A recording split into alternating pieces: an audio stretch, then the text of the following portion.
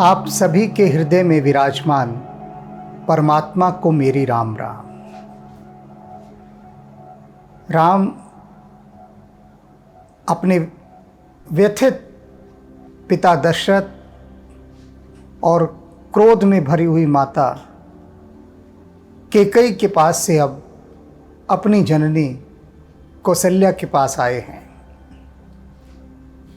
पिता से वे कहकर आए हैं कि मैं अभी अपनी जननी को प्रणाम करके फिर आपके पास आऊँगा, आपके चरणों में प्रणाम निवेदित करूँगा और फिर वन को चला जाऊँगा।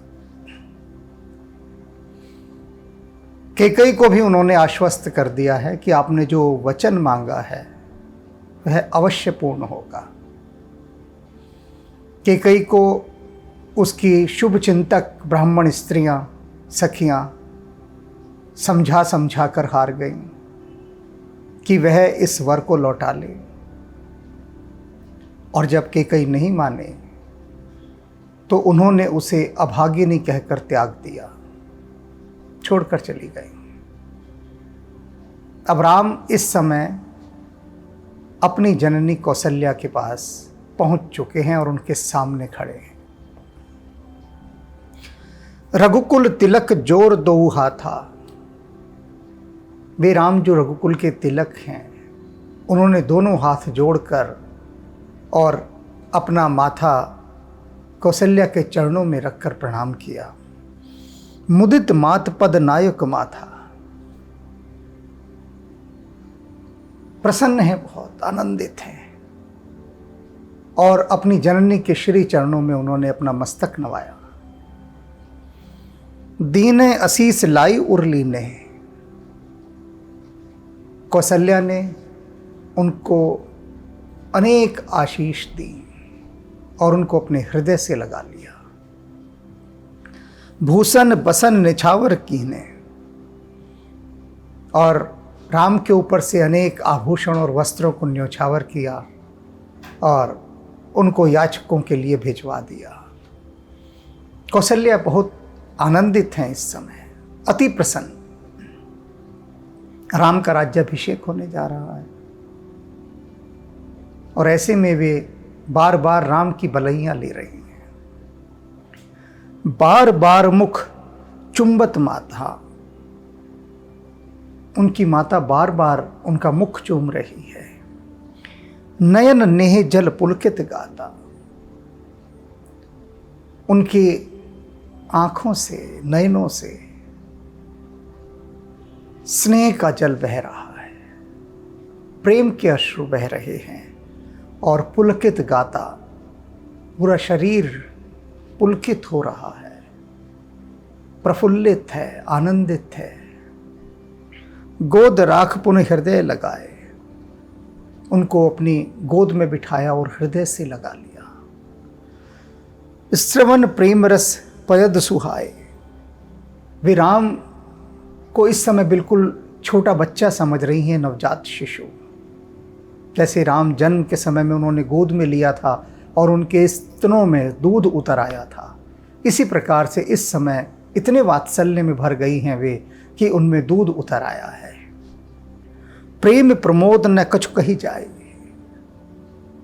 कौशल्या का जो प्रेम का प्रमोद था, आनंद था, कछ कही न जाए, उसको कहा नहीं जा सकता। अपूर्व था वह, अलौकिक था वह।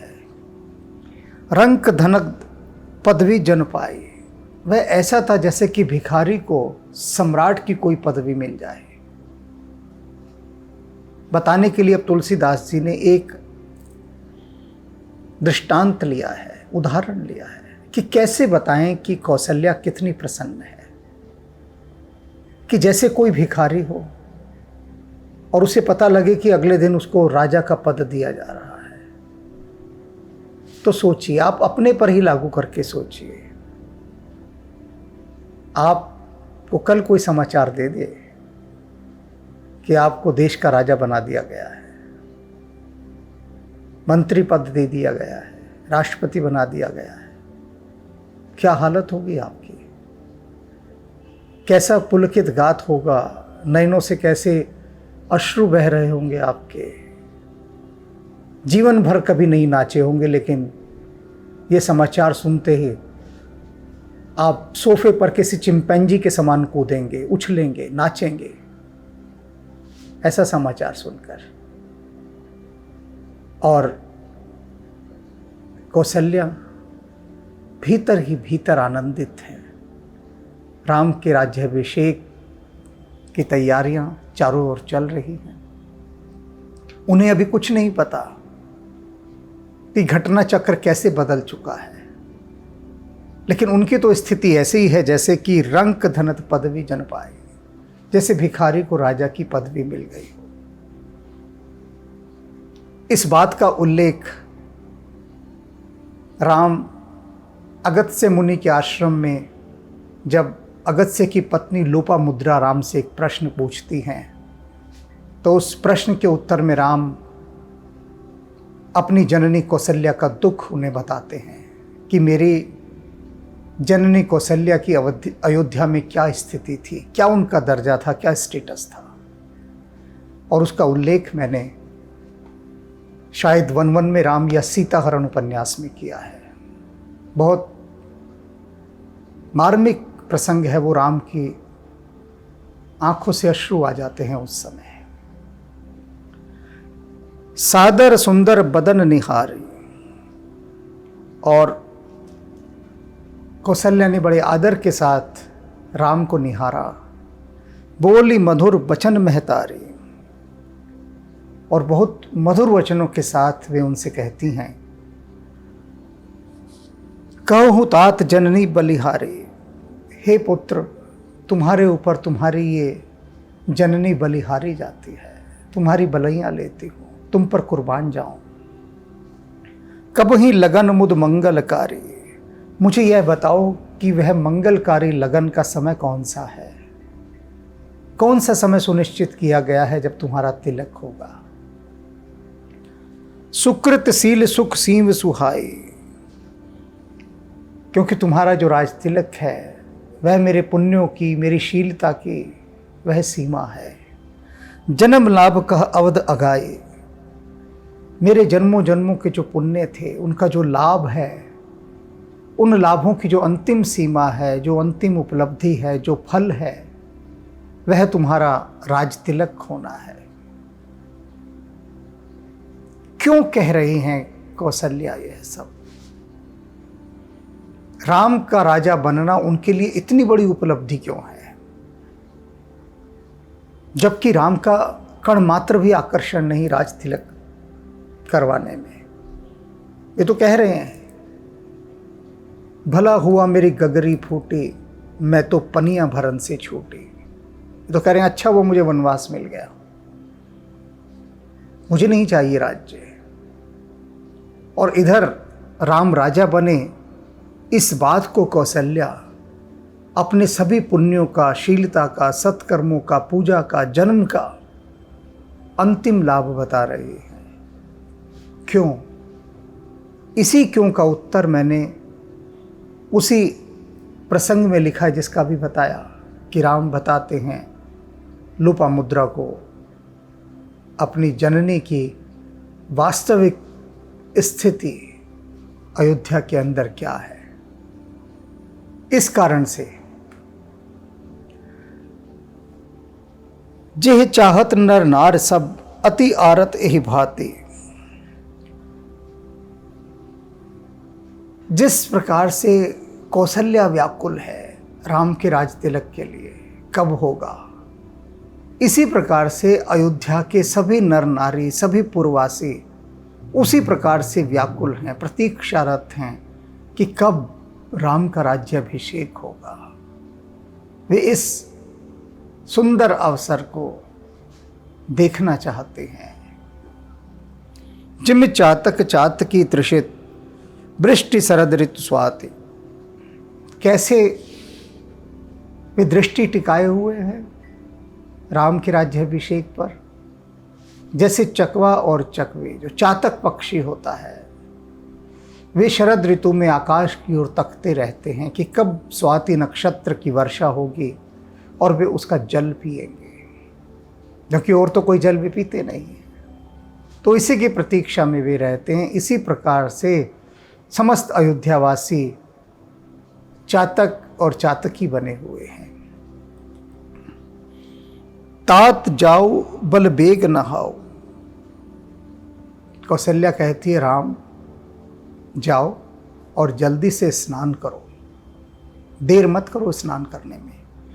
जो मन भाओ मधुर कछ खाओ, और जो मन कर रहा है वह मिठाई खाओ, मीठा कुछ ग्रहण करो, जो तुम्हारा मन करे वह खाना। पित्त समीप तब जाई हूँ भैया, और उसके बाद स्नान ध्यान करने के बाद, मीठा खाने के बाद फिर तुम पिता के पास जाओ।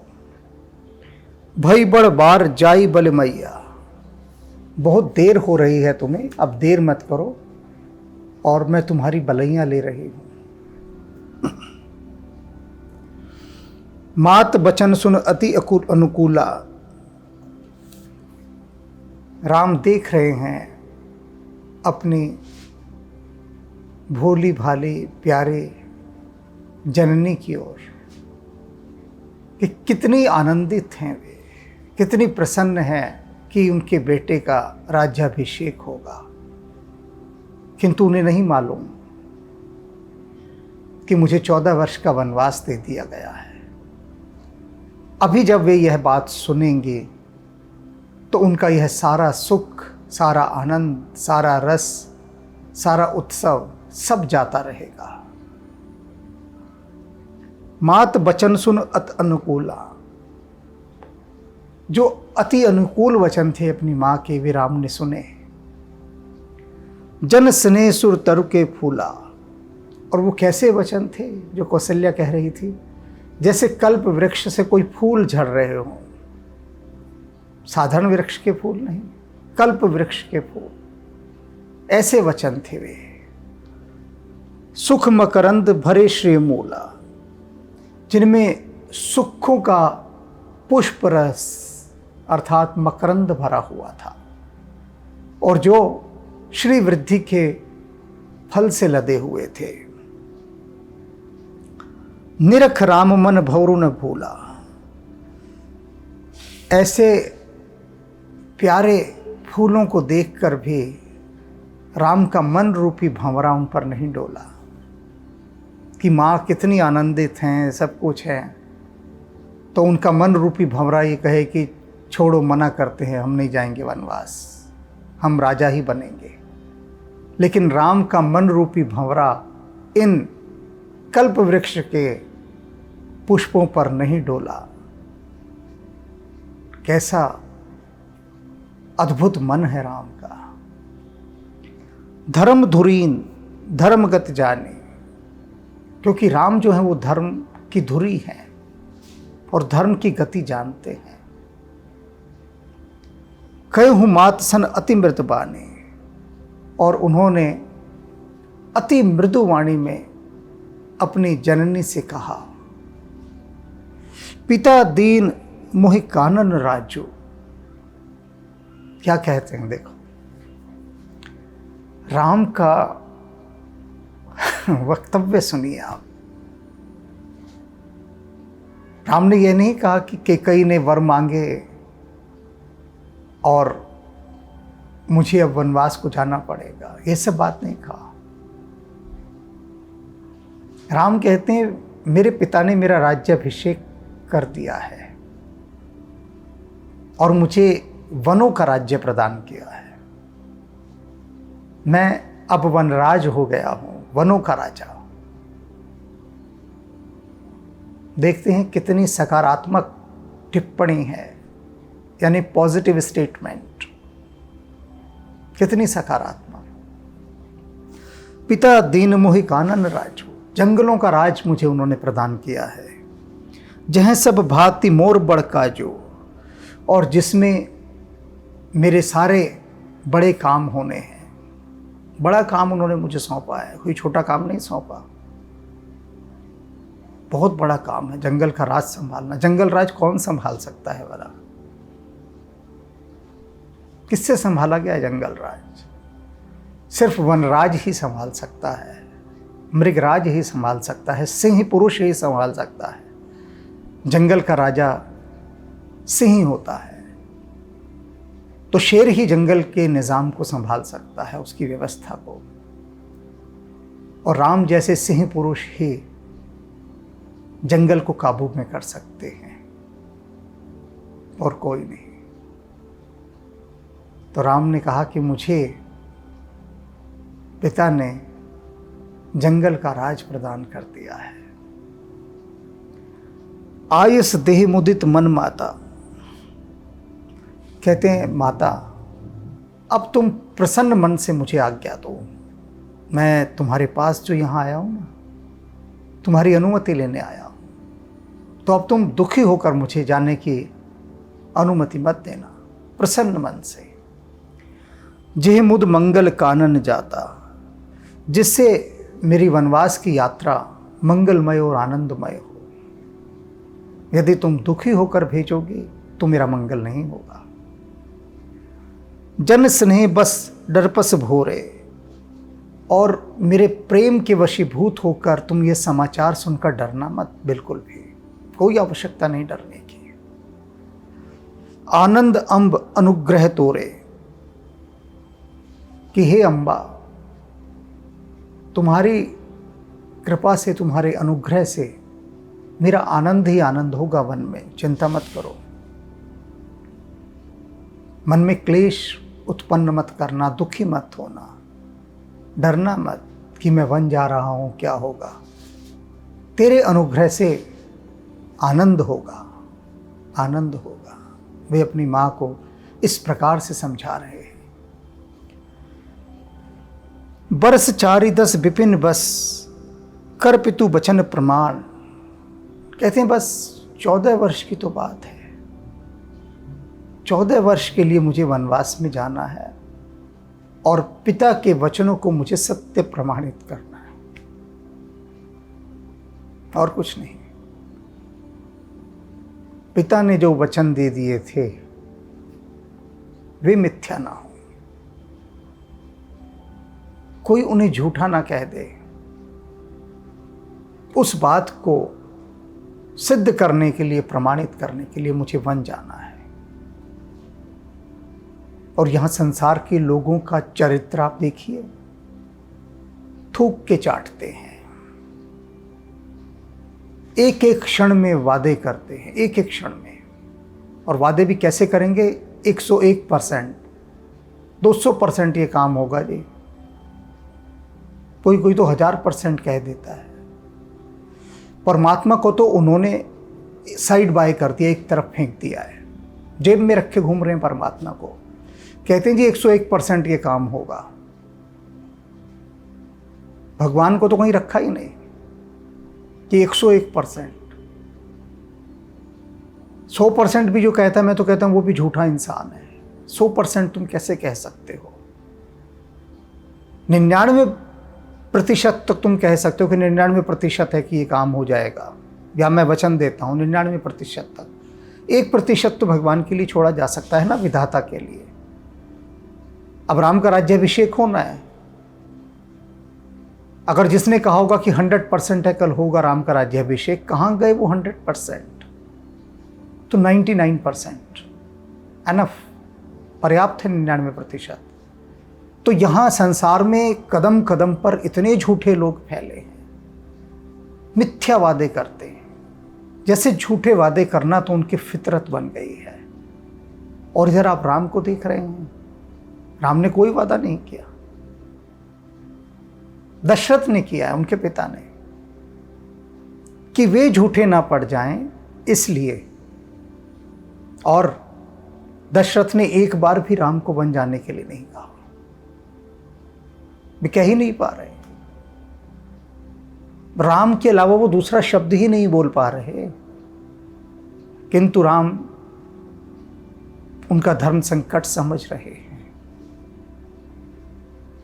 समझ रहे हैं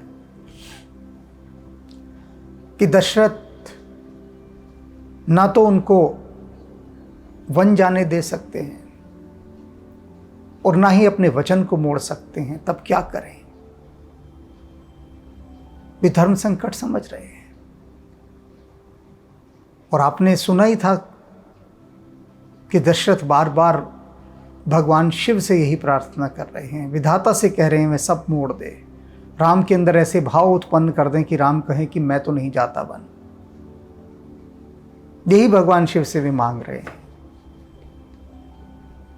और राम समझ रहे हैं दशरथ के भीतर क्या इस समय झंझावात चल रहा है, कितने बवंडर उठ रहे हैं, चक्रवात भंवर जो भी कुछ चल रहा है, आंधी तूफान, राम से कुछ भी नहीं छिपा। तो राम कह रहे हैं अपनी जननी से कि 14 वर्ष की बात है, मैं जा रहा हूं और अपने पिता के वचनों को सत्य प्रमाणित करके लौटूंगा। कोई किसी काल में यह नहीं कह सकेगा कि यह बात झूठ है कि रघुकुल रीत सदा चले आए, प्राण जाओ पर वचन न जाए। कोई हमारी इस लीक को, इस रेखा को मिटा नहीं सकेगा और इसलिए मुझे वन जाना ही होगा। आई पाए पुनि देखूं मनुज में करस मलाल। और कहती है तू मलाल मत कर। कौशल्या से कह रहे हैं राम, मेरे वन जाने की बात को सुनकर बिल्कुल भी मलाल मत कर, मैं लौटूंगा और लौट के तेरे श्री चरणों के दर्शन करूंगा, आऊंगा मैं। बचन बनीत मधुर रघुबर के, सरसम लगे मात उर करके। हालांकि राम ने अपने जो वचन कहे थे बहुत मधुर ढंग से कहे थे, लेकिन फिर भी कौशल्या के हृदय में भी वचन तीर के समान जाकर लगे। वे घायल हो गई राम के इन वचन रूपी तीरों के घाव खाकर। हालांकि ये तीर नहीं थे, राम ने तो बहुत मधुर वचनों में यह बात कही थी, लेकिन जिसके लिए कही गई थी उसको तो तीर जैसे लगे। सहम सूख सुन शीतल वाणी। राम की शीतल वाणी सुनकर वह भय से सूख गई। देख रहे हैं कैसा विरोधाभासी अलंकार है। शीतल वचनों को सुनकर भी कोई भय से सूखता है भला, लेकिन कौशल्या सूख गई। जिमी जवास पर पावस पानी। वे ऐसे सूख गई जैसे जवास के ऊपर वर्षा ऋतु का जल पड़ जाए। पौधों पर वर्षा का जल गिरता है तो पौधे और खिलते हैं, लेकिन जवास एक कटीला पौधा होता है, औषधीय गुणों से भरपूर एक बूटी है, जड़ी बूटी। जवास के ऊपर यदि वर्षा का जल गिर जाए तो जवास सूख जाता है। तो इस समय कौशल्या के ऊपर ये जो राम की अमृत वर्षा हुई शब्दों की, इसने उसे सुखा दिया। कहे न जाई कछु हृदय विषादु। उनके हृदय में इतना विषाद उत्पन्न हुआ, ऐसा दुख गहराया कि उनसे कुछ कहते ही नहीं बना, कुछ कह नहीं पाए। सदमे में आ गई, सकते में आ गई।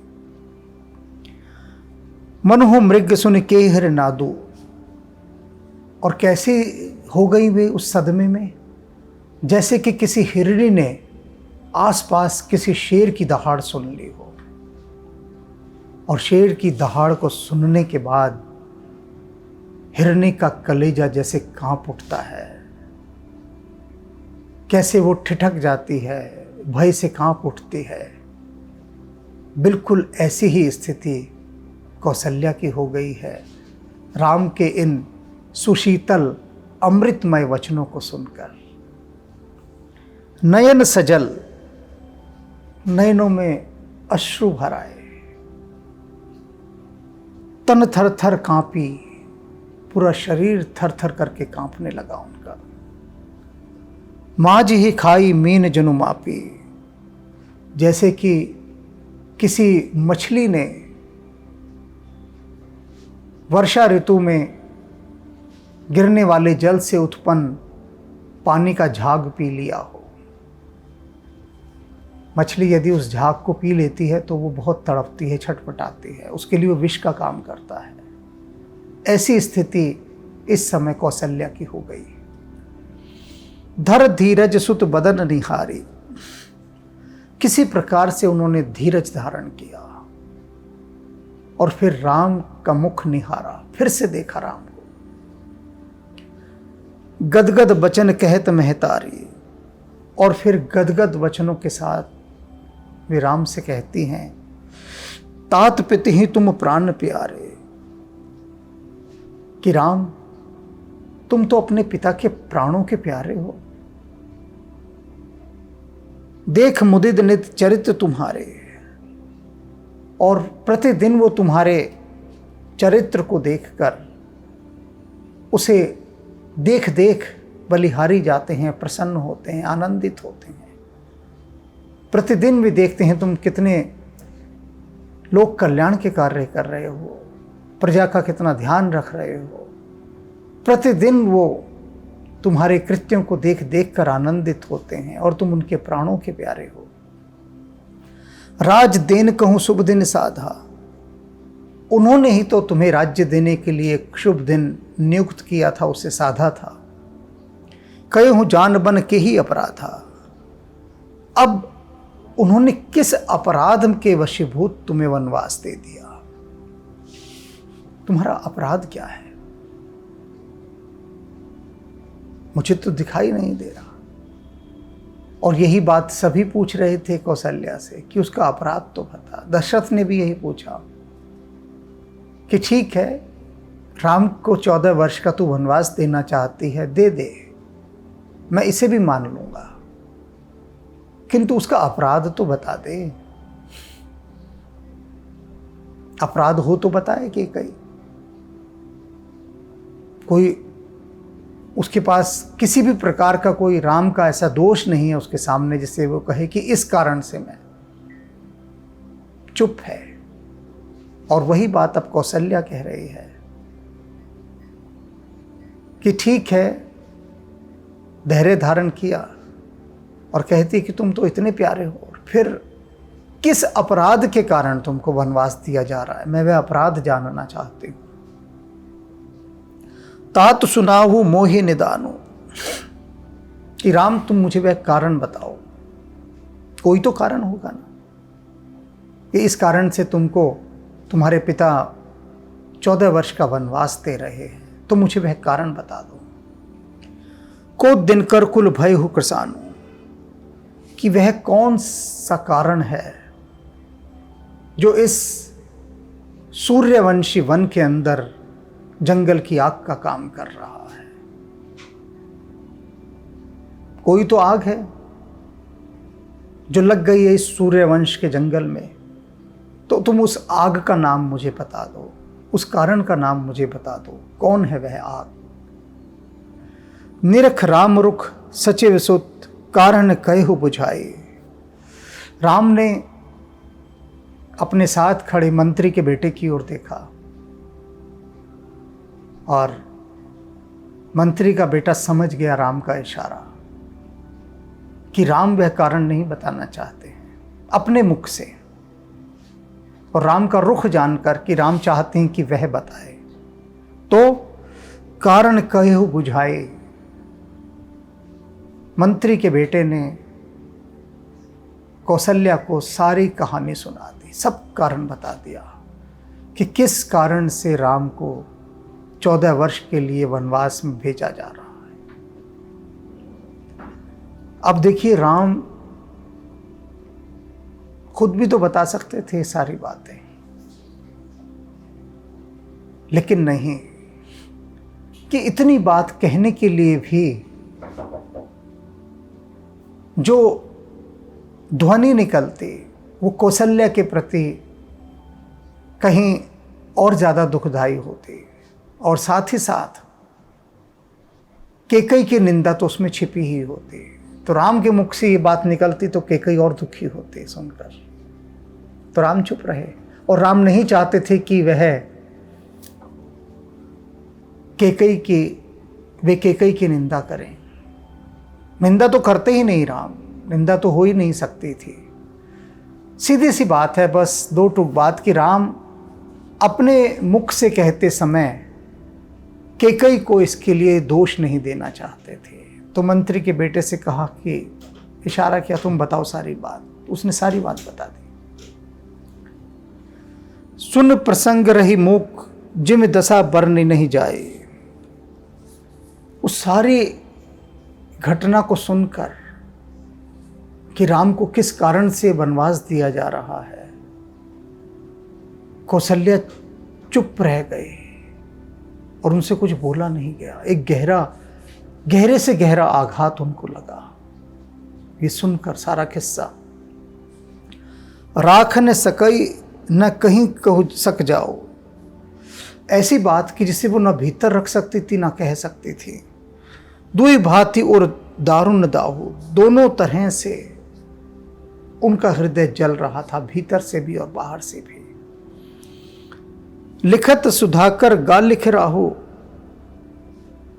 और क्या कहती हैं कि देखो विधाता की चाल देखो कैसी है, कि विधाता किसी को भी सताने से बाज नहीं आता।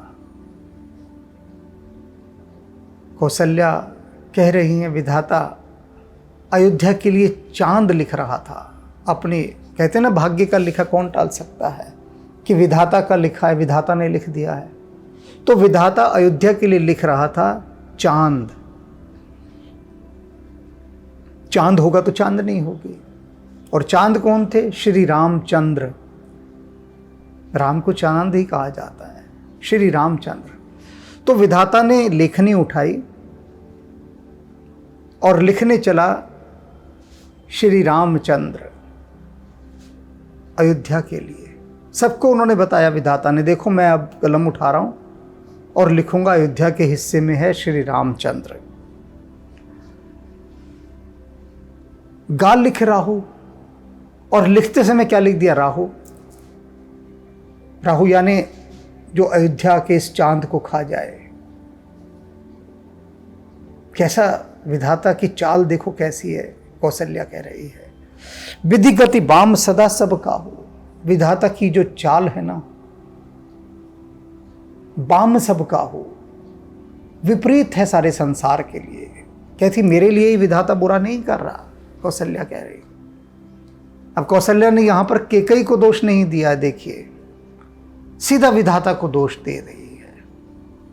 कह रही है विधाता की चाल ही ऐसी है, वो संसार में किसी को सुख से नहीं रहने देता, किसी को भी, कोई भी हो चाहे, सबके लिए वो कुछ ना कुछ उल्टा सीधा लिख देता है। दिखाएगा उनको सब्ज बाग, देखो तुम्हारे लिए क्या लिख रहा हूं। और जब लिखने की बारी आएगी सच में, तब कुछ और लिख देगा। तो सभी पर विधाता इस तरह की चालें चलता है। धर्म स्नेह उभयगत घेरी, धर्म स्नेह उभय मत घेरी। धर्म और स्नेह इन दोनों बुद्धियों ने कौशल्या को घेर लिया। अब भीतर द्वंद्व चलने लगा। एक और धर्म है जो कह रहा है कौशल्या से तुझे धैर्य धारण करना पड़ेगा। दूसरी ओर पुत्र का स्नेह है जो कहता है कि धैर्य कैसे धारण किया जाए। यह बात कोई धैर्य धारण करने वाली है? कतई नहीं है। अब इन दोनों द्वंद्वों के बीच कौशल्या घिर चुकी है। भई गति सांप छुछुंदर केरी, उसकी गति सांप और छुछुंदर जैसी हो गई है। सांप अगर छुछुंदर को पकड़ ले तो उसकी ऐसी गति होती, ना उगलते बनता ना निगलते बनता, फंस जाता है वो बेचारा। ऐसी गति इस समय कौशल्या की हो गई है। राखो सुत ही करो अनुरोधो, धर्म जाई और बंधु विरोधो। सोच रही हैं कि यदि मैं अनुरोध करके, आज्ञा देकर राम को रोक लेती हूँ, मैं आदेश दे दूं कि राम को कि राम तुम वन नहीं जाओगे, तो राम मान जाएगा? नहीं जाएगा। लेकिन यदि मैं ऐसा करती हूं तो क्या होगा? धर्म जाए, धर्म की रक्षा नहीं होगी। जिस धर्म की रक्षा के लिए, जिस वचन के पालन के लिए राम वन को जा रहे हैं, फिर उसकी रक्षा नहीं हो पाएगी और राम यहां रुक जाएंगे अयोध्या में, और फिर क्या होगा? अरुबंधु विरोध हो, भाई भाई में बैर हो जाएगा। राम यहां रुकेंगे, भरत राजा बनेगा, तो परस्पर विरोध और बैर, शत्रुता बढ़ती ही जाएगी। कौशल्या मन में सोच रही है कि राम का अयोध्या में रहना ठीक नहीं, धर्म की हानि होगी। कहु जान बन तो बड़ हानि, कहती है मन मन में अपने कि यदि मैं राम को वन जाने के लिए कहती हूं तो बड़ी हानि हो जाएगी। संकट सोच विवश भई रानी, इसी संकट में और सोच में कौशल्या रानी बड़ी विवश हो गई, बेबस हो गई। बहुर समझती है धर्म सयानी, लेकिन कौशल्या धर्म का मर्म समझती थी, सयानी थी, समझदार थी। राम भरत दो सुत समझानी, मन मन में क्या सोचा कि कोई अंतर नहीं पड़ता, राम राजा बने या भरत राजा बने, दोनों मेरे लिए एक समान है, समान बेटे हैं। भरत बन जाएगा, कोई अंतर नहीं पड़ता, कोई दुख का कारण नहीं है। मन में समझाया, है तो वह भी मेरा ही पुत्र, मेरी सौत से उत्पन्न हुआ है तो क्या हुआ, है तो मेरा पुत्र, मेरा ही बेटा बन रहा है राजा। सरल स्वभाव राम महतारी, राम की जो माँ है कितने सरल स्वभाव की है। तुलसीदास जी प्रशंसा करते नहीं अघा रहे हैं कौशल्या की, कि कैसा सरल स्वभाव। कैकेयी को जो ना दिखा वह कौशल्या को दिखाई दे रहा है, जिसका बेटा वनवास को जा रहा है। इतनी सरल है, कहती भरत भी तो मेरा ही बेटा है, कोई दुख का कारण नहीं। बोली बचन धीर धर भारी, और फिर बड़ा धैर्य धर के, बड़े भारी मन से इन वचनों को बोली। तात जाऊ बल कीन्हु नीका, कहती है कि राम मैं तुम पे बलिहारी जाती हूं, तुमने सही निर्णय लिया है बन जाने का, नेक फैसला है तुम्हारा, नीका, तुमने उचित निर्णय किया है, धर्म का निर्णय है तुम्हारा जो है। पित आयस सब धर्मक टीका, क्योंकि पिता की आज्ञा का पालन करना सभी धर्मों का टीका कहा गया है। तुम धर्म शिरोमणि हो, यह तुमने प्रमाणित कर दिया है। राज देन कही देन हूं बन, मोहिनेत सो दुख ले सो, कहते राजा ने तुमको अयोध्या का राज ना देकर वन का राज दे दिया है, जंगलों का राज दे दिया है। मुझे इस बात का कोई दुख नहीं है, बिल्कुल दुख नहीं हो रहा। तुम बिन भरत ही भूपति प्रजहि प्रचंड कलेसो, लेकिन एक बात का बहुत अफसोस है और दुख है, एक बात का। इस बात का नहीं है कि तुमको कहा था कि अयोध्या का राज दूंगा, राज तिलक करूंगा, सारे आयोजन कर दिए। ये भी तो दशरथ की ही चाहत थी ना, राजा की, और किसी की तो नहीं थी। और तुम्हें अयोध्या का राज ना देकर जंगलों का राज दे दिया। कोई बात नहीं, मुझे कोई दुख नहीं, लेकिन एक बात का बहुत दुख है। सोचिए क्या कहा होगा कौशल्या ने। कुछ क्षण का समय आपको सोचने के लिए देता हूं। क्या दुख जताया होगा कौशल्या ने। 1 2 3 कोई भी विकल्प, ऑप्शंस अपने मन में रख लीजिए, क्योंकि जब मैं कौशल्या के मन का दुख बताऊंगा तो फिर आप अपने उन ऑप्शंस पर, उन विकल्पों पर विचार कीजिएगा कि आपने जो सोचा था और कौशल्या जो सोच रही है, उन दोनों दुखों में कितना फर्क है या वे एक समान है। सोच लिए होंगे। तो कौशल्या कहती, मुझे सबसे बड़ा दुख क्या है? तुम बिन भरत ही भूपति ही प्रज ही प्रचंड कलेश। तुम्हारे बिना भरत राजा और प्रजा कैसे जिएगी, कितना क्लेश होगा उसको। बस यही मेरा दुख है कि तुम्हारे बिना तुम तो वन चले जाओगे। ना भरत जी पाएगा, ना राजा जी पाएगा, और ना ये प्रजा जी पाएगी, क्योंकि राम तुम हो सबके प्राण, तुम हो सबके प्राण, तुम हो सबके प्राण।